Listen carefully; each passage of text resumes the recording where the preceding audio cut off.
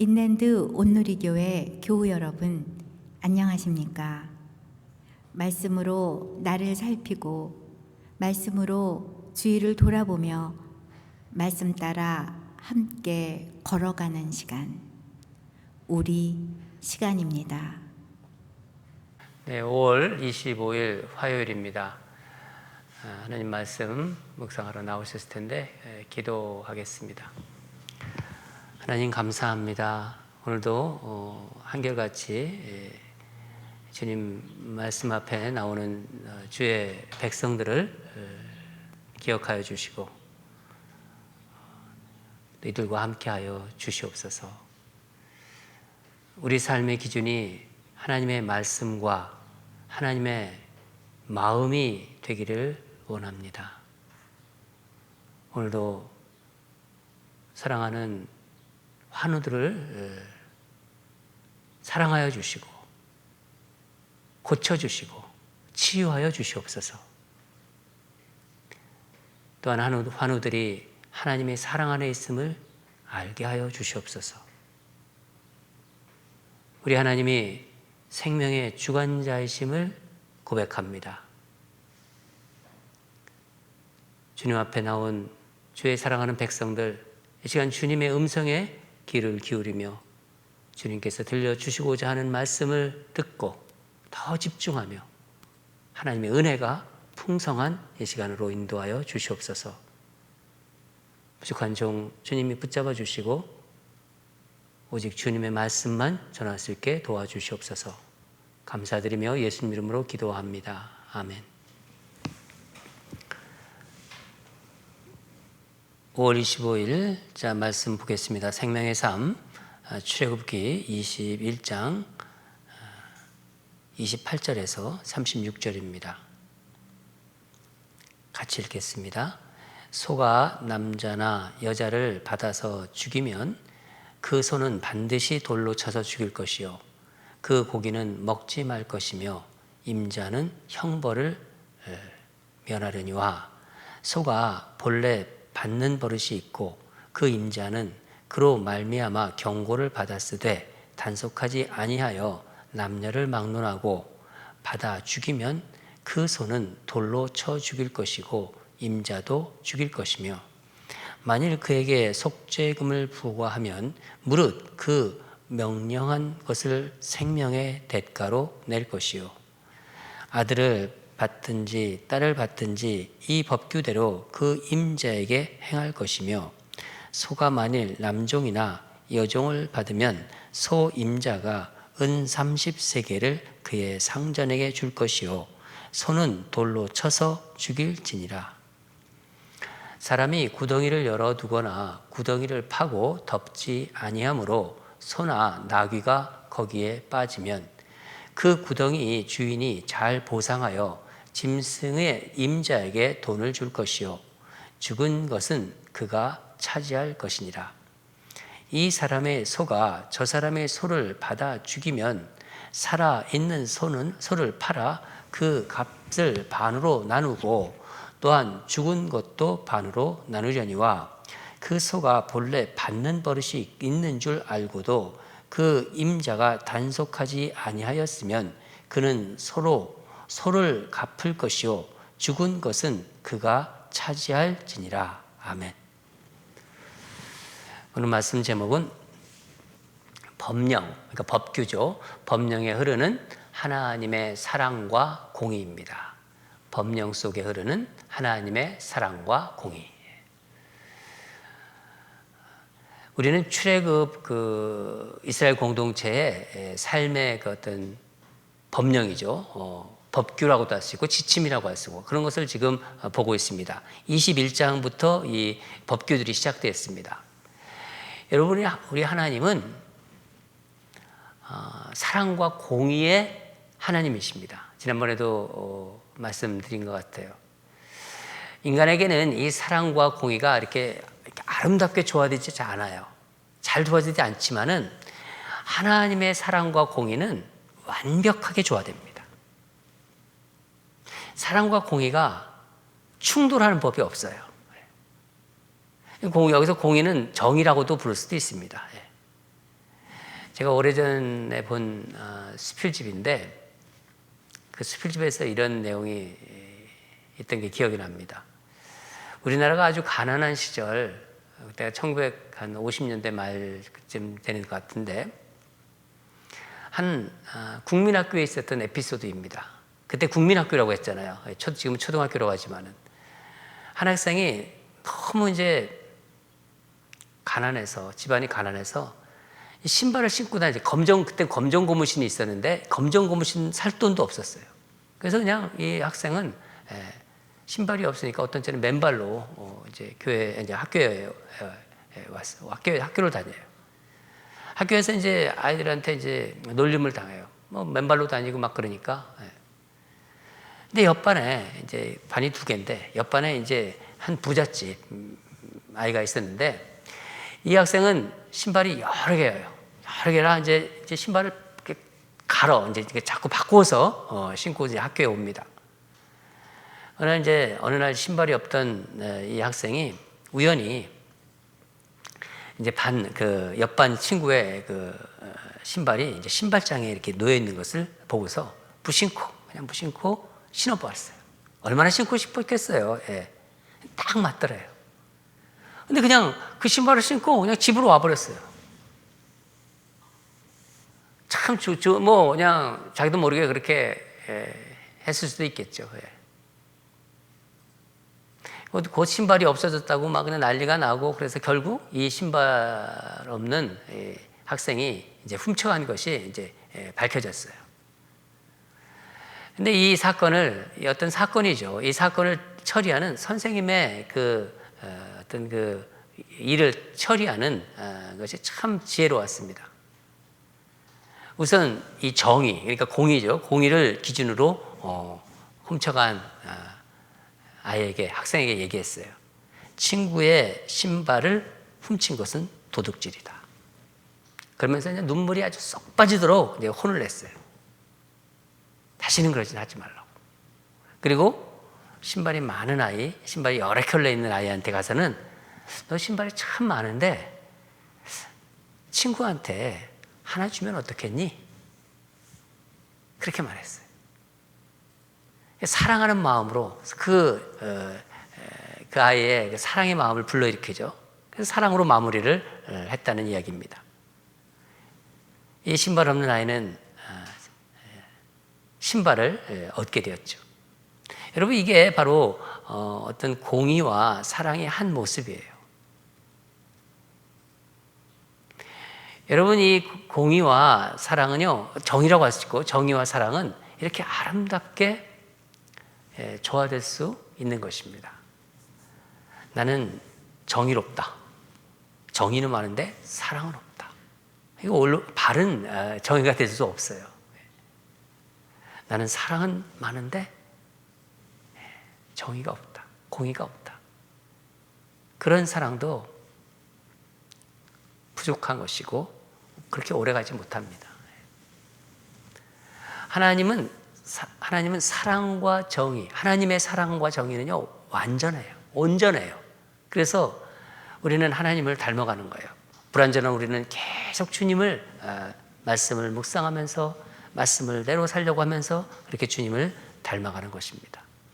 오늘 본문에는 이스라엘 공동체의 이 생활 법령이 21장부터 계속 시작해서 주일, 월요일, 화요일 이렇게 계속 생활 법령이 나오는데 하나님이 제정해 주신 법령들을 통해서 하나님의 사랑과 정의가 정말 어떻게 오묘한 조화를 이루는지를 우리가 알 수 있어요.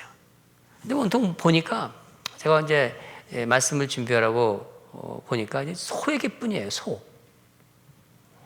이 소 얘기를 어떻게 해야 하나 하는 그런 생각이 순간적으로 들었었어요. 오늘 본문을 어제 잠깐 보면서 여러분 이 본문을 쭉 읽으셨는데 어떤 생각이 드셨나요? 저는 처음 이런 생각이 들었어요. 하나님 참 자상하시다. 정말 자상하시다. 그렇죠? 이 정도까지 정말 세밀하고 정말 자상하신 하나님. 본문을 읽으면서 새삼 놀랐습니다. 이 법령들이 특징을 보면은요, 뭐예요? 사회적인 약자. 그러니까 여자나 여종에 대한 보호의 성격이 강합니다. 앞부분도 쭉 읽어보면서 제가 그런 생각이 들었다는 거예요. 당시 여자나 여종은요, 그냥 소유물 취급을 하던 시대였어요. 그런 사회에서 하나님은 그 하찮은 여종의 인권까지 배려하고 생각하고 계셨어요. 그게 어제 본문, 그저께 본문입니다. 21장 전체를 지금 잠깐 제가 나눈 건데, 여러분, 이 세상에서 하나님의 말씀, 복음이 들어가지 않은 나라가 있고 또 복음이 들어간 나라가 있어요. 대부분 복음이 다 들어갔어요, 이제. 근데 복음이 들어가는 나라는 그 사회적인 약자들이 보호를 받으며, 특히 역사를 보면은요, 여성의 인권이 신장됐습니다. 사실 선진국의 많은 경우를 보면요, 선진국은 많이 가진 자와 힘 있는 자들에게는요, 뭐가 힘이 있고 또 많이 가진 자들, 이런 자들에게는 사회적으로 더 많은 책임을 부담합니다. 우리가 사는 이 미국도 그래요. 여러분, 어떤 나라가 잘 사느냐, 그것을 좀 알 수 있는 기준이, 어떤 판단 기준이, 그 나라의 법을 보면 좀 압니다. 사회적인 약자들과 가지지 못한 자들에게 취약하다. 그렇다면요, 그 나라는 선진국이 아닙니다. 선진국이 될 수가 없어요. 이 미국 역사를 가만히 보면요, 미국이 경제적으로나 또 여러 가지 위기를 만날 때, 힘들었을 때, 특히 가진 자들, 부자들이 가만히 있지 않았어요. 지금도 그래요. 자신의 재산을 기부합니다. 이게 하나의 문화입니다. 당연하게 생각해요. 자기가 이렇게 그런 거 했다고 막 내세우지도 않아요. 여러분이 부자가 되려면요, 부자는요, 그만큼 책임도 있는 거예요. 그 책임을, 사회적인 책임을 기꺼이 져야 합니다. 이 출애굽 공동체 당시 이 소를 소유한다는 것은 큰 재산을 소유하고 있는 거예요. 소는 농사를 질 때 사용합니다. 농사 굉장히 중요한 일이죠. 그 당시 물건을 또 나르는 일, 운반합니다. 그러니까 경제 활동의 아주 중요한 수단이 바로 소예요. 그래서 이 중요한 재산인 소와 관련된 어떤 피해와 보호, 이런 것에 관한 법령을 만든 것입니다. 그러니까 오늘 말씀은 이렇게 생각할 수 있어요. 내 재산이 이웃에게 어떤 영향을 미치는가, 그것을 좀 생각하면서 주신 말씀입니다. 먼저 28절, 29절을 같이 읽겠습니다. 시작. 소가 남자나 여자를 받아서 죽이면 그 소는 반드시 돌로 쳐서 죽일 것이요, 그 고기는 먹지 말 것이며 임자는 형벌을 면하거니와. 소가 본래 받는 버릇이 있고 그 임자는 그로 말미암아 경고를 받았을 때 단속하지 아니하여 남녀를 막론하고 받아 죽이면 그 소는 돌로 쳐 죽이고 임자도 죽일 것이며. 소가 이제 사람을 들이받아서 이제 죽이게 되면 그 소는 죽이게끔 되어 있어요. 한번 우리 실정에 좀 맞게 좀 적용해 보면은, 개 있잖아요. 도사견 같은, 도사견이라고 한번 가정합시다. 누군가를 물어가지고 다치게 했다, 죽게 도왔다. 그러면요, 그 도사견은요, 물론이고 주인에게도 책임이 있습니다. 이것은요, 내 소유물이 이웃에게 피해를 주었을 때 반드시 보상해야 되는 거예요. 적절하게 보상하고 다스려야 한다는 것입니다. 중요한 것은요, 사람의 생명이라는 거예요. 사람의 생명이 다시는 해를 받지 않기 위해서 사람을 죽인 소는 이 소가 들이받는 버릇이 있든 또 난폭하든 그렇지 않든 죽여야 한다는 거예요. 이건 아주 특별한 것입니다. 당시 사회에서는. 고대 근동의 다른 법들을 보면요, 소가 사람을 죽였잖아요. 죽이면요, 소를 죽이지 않아요. 다른 법들은요. 여러분이 잘 아는 그 하무라비 법점 있죠? 말 들어보셨죠? 하무라비 법점도 그래요. 사람보다 경제 수단인 소의 생명을 아주 중요하게 생각한 것입니다. 그러나 하나님이 제정해 주신 이 출애굽 공동체의 이 법령은 사람을 죽인 소는 반드시 죽였습니다. 이것은 소의 문제가 아니라 사람의 생명이 가장 중요하다는 것을 알려주는 거예요. 하나님은 어떤 경우에도 사람의 생명을 가장 중요하게 여기십니다. 30절을 보면은 소주인이 이제 어떻게 하냐면 그 죽게 됐었잖아요. 잘못하면 그 잘못의 대가로 속죄금이라는 거, 이 속죄금을 내고 사형을 면할 수도 있어요. 그런 어떤 사람을 또 살리는 그런 것을 마련하신 것입니다. 소가 뭐 남종이나 여종 좀 이렇게 그런 종들이 이제 소한테 상해를 받는다면은 소는 또 죽게 돼요. 소 주인은 이제 속죄금을 종에게 주는 게 아니라 상전에게 정해진 금액을 주죠. 여기서는 은 30세겔을 내도록 했습니다. 이 모든 것이 생명을 존중하는 하나님의 그 마음이 여기에 들어가 있는 것이고, 그러면서 비용을 부담하면서 자신의 잘못도 깨닫게 만들어진 거예요. 두 번째 경우는 사람이 이제 타인의 그 소유의 짐승에게 이제 피해를 입혔을 때, 33절부터 34절인데, 사람이 구덩이를 열어 두거나 구덩이를 파고 덮지 아니하므로 소나 나귀가 거기에 빠지면 그 구덩이 주인이 잘 보상하여 짐승의 임자에게 돈을 줄 것이요 죽은 것은 그가 차지할 것이니라. 물구덩이 같은 거를 닫지 않고 뚜껑을 닫아야 되는데 그걸 열어두어서 다른 사람의 소유의 짐승이 거기에 빠져 죽었다. 죽은 짐승의 주인에게 적절한 보상을 해야 했습니다. 그런가 하면 35절, 36절을 보면 자기 소가 이제 다른 사람의 소를 받아들여요. 받아서 그 소가 죽게 돼요. 그러면 사람을 상해한 경우보다는 그보다는 높지 않지만은 가벼운 처벌과 이제 보상법을 이제 적용했습니다. 여러분, 사람의 재산인 소나 짐승의 문제까지 이게 케이스별로 하나하나 법을 제정해 주신 이 하나님의 마음, 이게 정말 어떻게 다가오시나요? 이렇게 케이스별로 다 하나씩 하나님의 사랑과 공의가 그대로 이 법령 구절 하나하나에 다 이렇게 흐르고 있다는 것이 이렇게 느껴집니다. 생명을 만드셨어요. 생명을 지으신 하나님이 얼마나 생명을 소중히 여기시는지 저는 오늘 말씀 묵상하면서 그렇게 많이 느껴졌어요. 사회적인 연약한 자, 또 약자들을 세심하고 그 종들까지 자상하게 돌보시려는 그 하나님의 마음이 법령 한 구절 한 구절에 스며 있습니다. 사랑하는 여러분, 우리는요 모든 생명을 소중하게 여겨야 돼요. 왜냐하면 하나님이 그러신 분이기 때문에. 우리 하나님을 믿잖아요. 하나님이 자녀들이잖아요. 하나님은 연약한 지체를 돌보고 배려하십니다. 우리도 그래야 돼요. 하나님이 그러시기 때문에. 비록 나이가 손해를 입더라도 다른 사람이나 그 사람의 재산에 해를 끼치거나 불이익을 당하지 않게 해야 되는 거예요. 특별히 우리 예수 믿는 사람들은.